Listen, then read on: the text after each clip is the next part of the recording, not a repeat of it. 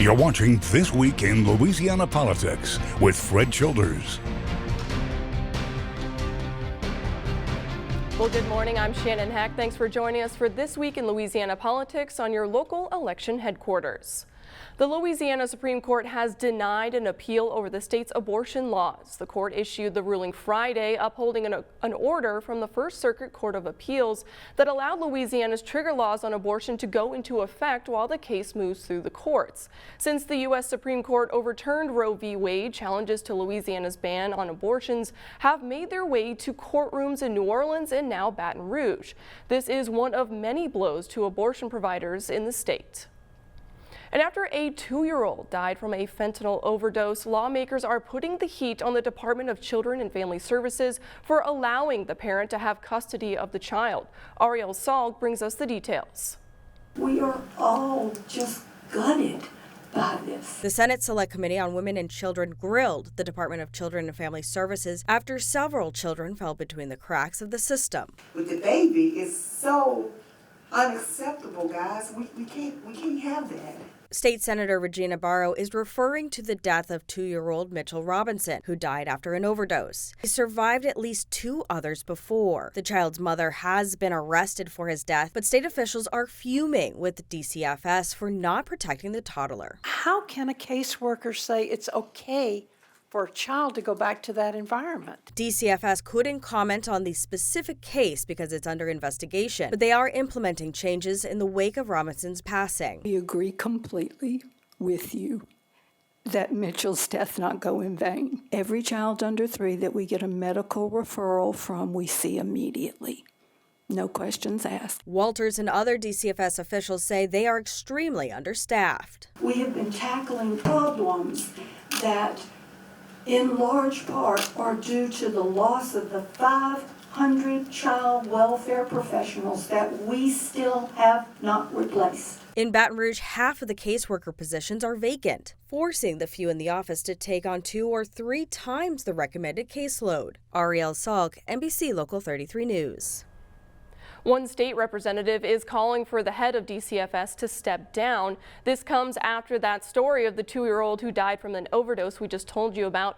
It is a death many say could have been prevented if the agency had stepped in, and a foster parent is accused of raping children in his care. State Representative Jason Hughes says DCFS Secretary Marquetta Garner-Walters should resign. I think the secretary can do the honorable thing and step aside and allow new leadership to come in. Not only am I looking for a change at the level of the secretary, but I think there needs to be an immediate change within the office of the Assistant Secretary of Child Welfare and the office of the Assistant Secretary of Family Support as well. Earlier this week, DCFS told state leaders they are facing shortcomings from lack of funding. And state senators also took a look into the controversy over the state's Office of Juvenile Justice. In an hours-long hearing, the Senate Select Committee on Women and Children questioned the agency about what it's doing to keep juvenile inmates safe and contained. OJJ is moving to a tiered system, splitting away more violent offenders, but that may not begin until 2023 or 24. And with numerous breakouts and attacks at the Bridge City facility, the agency has been under fire for how they are handling it. And concerns are growing over the treatment of juvenile inmates in Louisiana. In July, Governor John Bel Edwards announced that inmates at the Bridge City Center will be moved to a facility connected to Angola. But advocates say that will only make things worse. Jessica Knox brings us the details.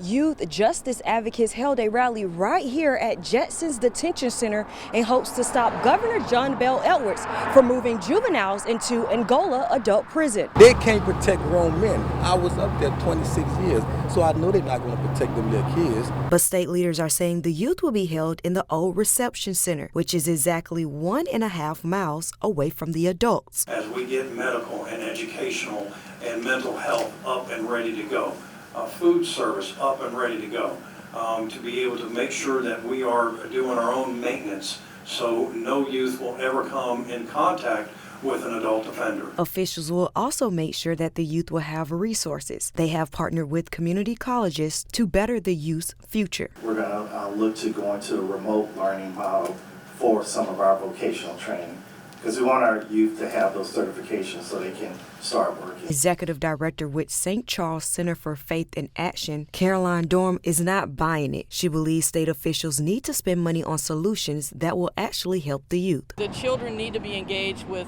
their loved ones. And so Angola is a place that does not answer any of the call. The state of Louisiana, by having these children incarcerated, are essentially their guardians and have a responsibility to raise them as the governor would raise his own children. That's what we're asking for. After nearly 40 years, victims of the 1983 flooding in Tangipahoa Parish are nearing a settlement payment from the state. The governor's administration and legislators have been pushing for years to pay out the 1,200 plaintiffs who were impacted by the flooding from heavy rain that some claim is due to the construction of I-12. Once the multiple legislative committees approve the $100 million being allocated, it'll be sent off to the court to approve and to disperse. He will be asked to approve that judgment. We all have every expectation that that approval will be forthcoming, but it is a necessary step that has to take place, and the money needs to be in the proper fund when the court is asked to approve the distribution of the money and the finality of the settlement. It'll be some time before the plaintiffs see the money, but the end is getting close to settle the decades-long headache. And the Baton Rouge to New Orleans rail system is getting an additional $20 million to jumpstart the project. Baton Rouge leaders say that the money will get things moving. Vanya Joseph reports. The way to get from New Orleans to Baton Rouge is Interstate 10 and maybe Airline Highway if you really want to take the scenic route. Thanks to a grant award to advance the Baton Rouge to New Orleans passenger rail project, changes are coming. So the New Orleans to Baton Rouge passenger rail line is something that we've been talking about for a long time, and it's something that's needed to come back for a long time. The $20 million U.S. DOT race grant will jumpstart the project. Mark Armstrong with the East Baton Rouge Mayor's Office says this is a small piece of a bigger picture. This funding goes towards design and construction. This is a game changer for our economy, for connecting this region like never before. The service proposes 2 stops in Baton Rouge, one downtown and the other in the Health District. Barley the Lake, Children's Hospital, Baton Rouge General, Ochsner. It's becoming a health corridor. We employ lots of people. We have people who come in from all over the place, from New Orleans, who come to use our health district. Armstrong says this funding will quickly move the phases of the project forward. What is so important about this extra $20 million towards this project? It's going to help with commuters, it's going to help with tourists, it's going to help with our economy. It's going to give people options. In New Orleans, unpaid water and sewage bills are being sent directly to collections companies, but the city council is taking steps to intervene. Some customers told the council that their bills are outrageous and they don't trust them. The council put up a resolution that would stop the Water and Sewage Board from sending bills to collections to help save customers credit while the issue is sorted out. The Water and Sewage Board claims multiple notifications are sent before it goes to collections. Credit worthiness affects every aspect of your life. How much a loan is determined by your credit readiness. Council President Helena Moreno is hoping to pass an ordinance that directs the Sewage and Water Board to stop this practice. The resolution will be voted on during the next week's council meeting. And the Louisiana Department of Health had a meeting to address nursing home preparedness during the peak of hurricane season. This comes after the disaster following Hurricane Ida, where nursing home patients were evacuated to a warehouse and many died. Jacqueline Kissick sat in on the meeting to learn more. August through October is usually the most active time during the hurricane season.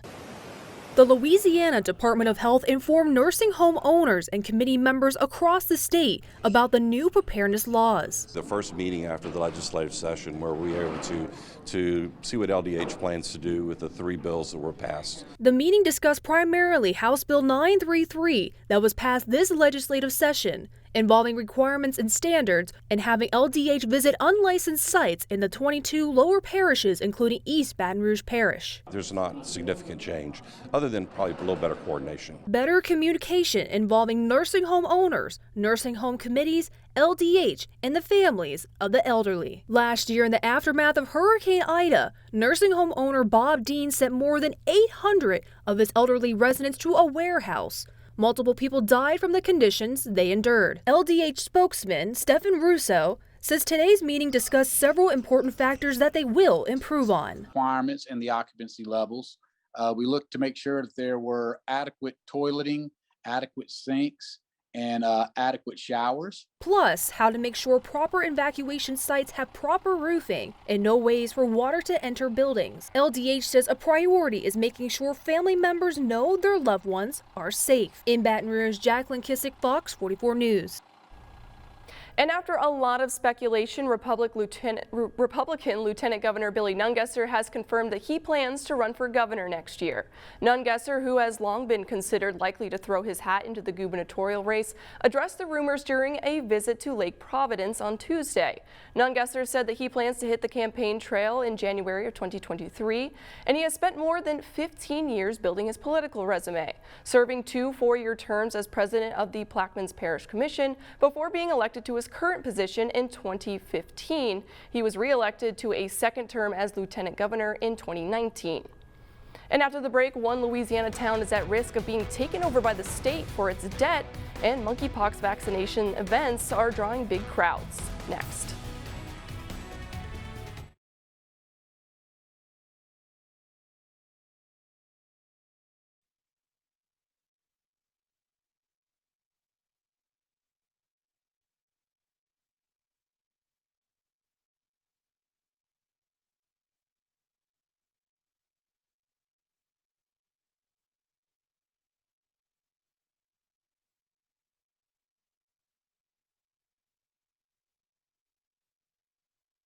This is your local election headquarters.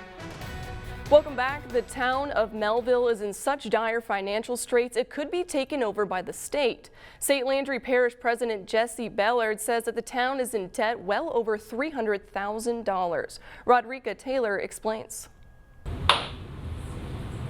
Everyone took their place as the meeting to discuss the future of the town of Melville began, but things got hot quickly.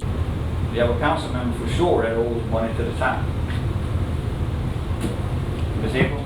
Somebody should have called me so that I would have been able to defend myself and get my paperwork together showing my receipts for my bill and that I don't owe the town of Melville not 1 red cent. St. Landry Parish President Jesse Bellard says the town owes a lot of money and needs to make changes immediately. There are several issues with what's happening in the town. A lot of this stuff was inherited, and it just blew up now. But something has to be done in order for the town to stay a town. He offered 2 solutions to the council and the mayor. If y'all come up with a comprehensive plan and show that y'all can bring the town back to fiscal responsibility. Number 2, you voluntarily get a fiscal agent in here. We ought to be able to take care of our business better than we are doing, and that's the bottom line. I have to represent the town of Melville and my people, and the best thing for the town right now is to get a fiscal agent. The decision was made in a 3-1 vote that Donald Ford would be in control of the town's finances. Almost 4 years now, I've always felt like I was in a position to really influence town decisions, and that's what I've been doing in an advisory capacity. Some residents question if that was the right choice. How long it would take you to, if they would vote for you to come in and do this? Ford says it would take him 2 to 3 years to get things back to normal, but he's ready for the task. We're going to work hard to get them back in right standing and on good fiscal footing. We're going to work hard to do that. That's all I can promise. Hundreds of people rolled up their sleeves in the largest public monkeypox vaccination event we've seen so far in the New Orleans area. The Phoenix Bar teamed up with the State Health Department to distribute hundreds of free doses. The state believes there are likely many undiagnosed cases, and those who stood in line for hours to get the vaccine say they didn't mind the wait, that they would rather be safe than sorry. Friend of a friend who've had monkeypox, and they said it's very painful. It's nothing to dismiss. I don't want to be in that position, so that's why I'm here to get vaccinated. As of Friday, there were a total of 97 cases of monkeypox in Louisiana, with the majority in the New Orleans region. There's still a push across the country to get more doses out to highly impacted areas. And in an effort to address the importance of the after-hours hospitality industry, coupled with a council-approved budget of $500,000, New Orleans has rolled out the Office of Nighttime Economy. LBJ brings us a closer look.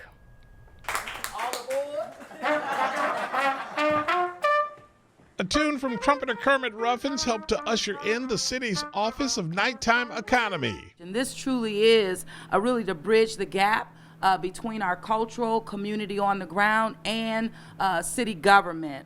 Howie Kaplan, the owner of the Howling Wolf, has been chosen to lead the office that hopes to service the struggling but vital industry to the city.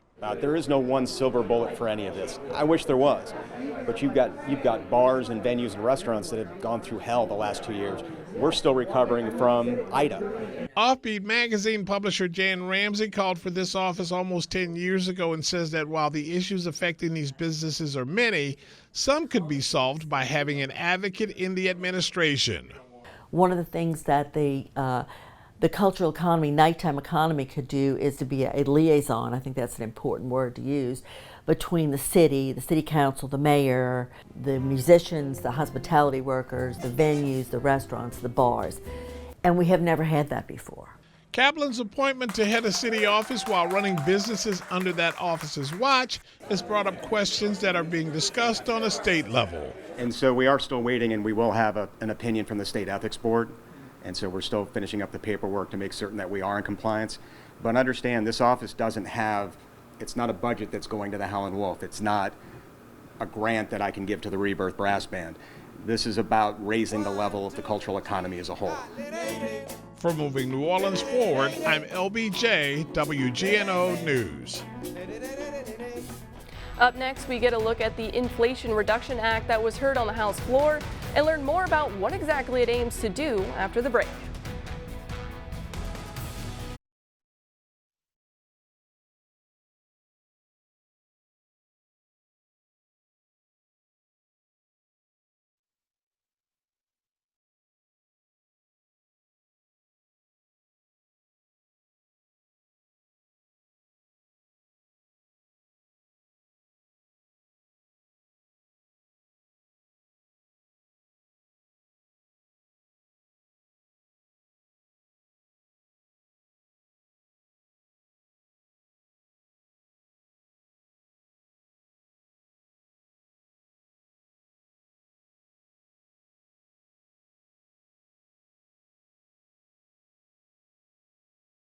This is your local election headquarters.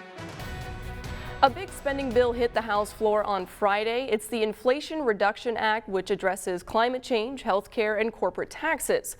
Hannah Brandt explains how lawmakers say this will affect you.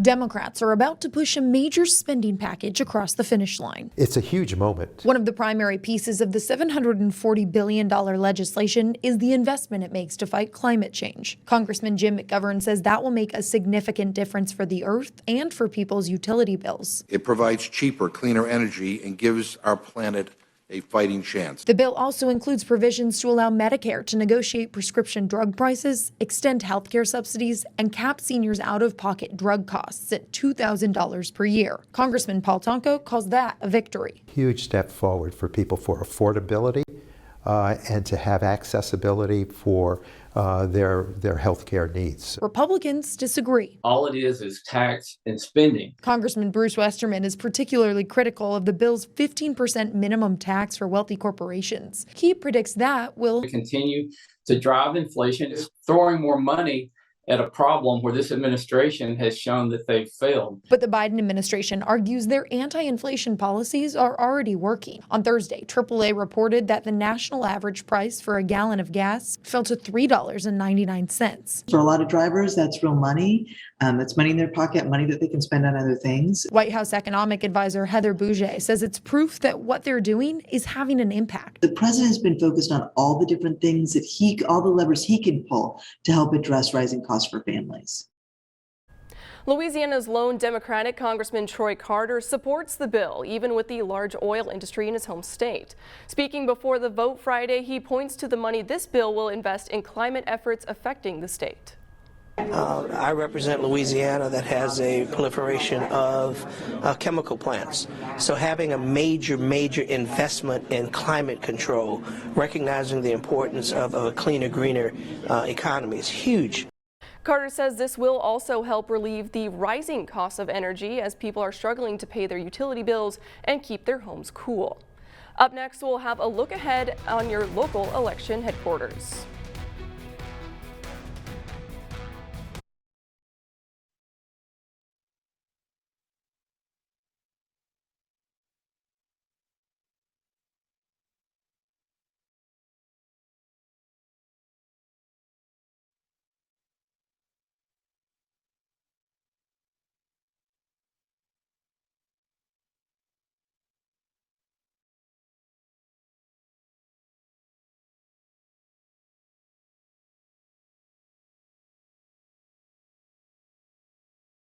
This is your local election headquarters. Welcome back. Looking ahead to the coming week, on Monday, the first meeting to establish new security at the state capitol will take place at 9:30. Also tomorrow, Southern University political scientist Albert Samuels will update the Baton Rouge Press Club on the upcoming midterms. Then on Thursday, the State Bond Commission will continue the controversial discussion of potentially withholding funding from New Orleans for the move for the city to not follow the state's abortion ban. Thank you for joining us for This Week in Louisiana Politics. I'm Shannon Hex. Stay informed and be kind to each other, and I'll see you next Sunday right here on your local election headquarters.